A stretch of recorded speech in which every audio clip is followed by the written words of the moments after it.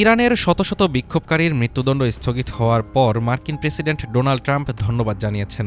শুক্রবার ট্রুথ সোশ্যালে তিনি লেখেন, ইরানের নেতৃত্বের প্রতি আমি অত্যন্ত সম্মান জানাই। তারা সব নির্ধারিত ফাঁসিকে বাতিল করেছেন। আন্তর্জাতিক রাজনীতিতে এটি একটি নতুন দৃষ্টিকোণ তৈরি করেছে। ইরানে গত ২৮ ডিসেম্বর শুরু হয় ব্যাপক বিক্ষোভ, যা প্রাণঘাতী ও সহিংস আকার ধারণ করে। ইরানি কর্তৃপক্ষ বলছে এই বিক্ষোভ দাঙ্গা এবং সন্ত্রাসবাদমূলক।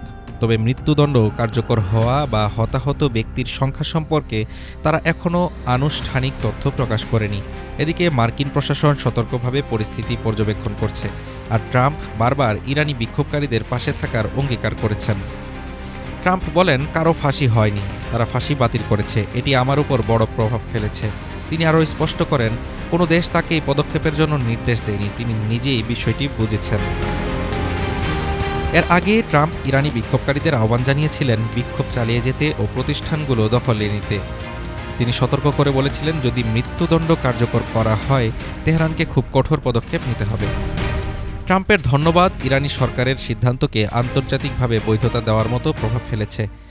এটি ইরানি বিক্ষোভকারীদের আত্মবিশ্বাস বাড়াতে পারে এবং তাদের কার্যক্রমকে সমর্থন হিসেবে দেখা হচ্ছে। বিশেষজ্ঞরা মনে করছেন, এই পরিস্থিতি ইরানি নেতৃত্বের উপর রাজনৈতিক চাপ কমাতে সহায়ক। একই সঙ্গে মার্কিন প্রশাসনের মানবাধিকার মনোভাব প্রকাশ করছে।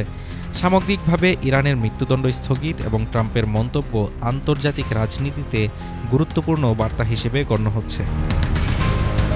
ইরান ও মার্কিন যুক্তরাষ্ট্রের এই সংক্ষিপ্ত উত্তেজনা বিশ্ব রাজনীতিতে মানবাধিকার ও রাজনৈতিক চাপের গুরুত্ব পুনরায় স্মরণ করিয়ে দিয়েছে। বিক্ষোভকারীরা এখন আরও উৎসাহিত, আর আন্তর্জাতিক নজর ইরানের উপর কেন্দ্রীভূত।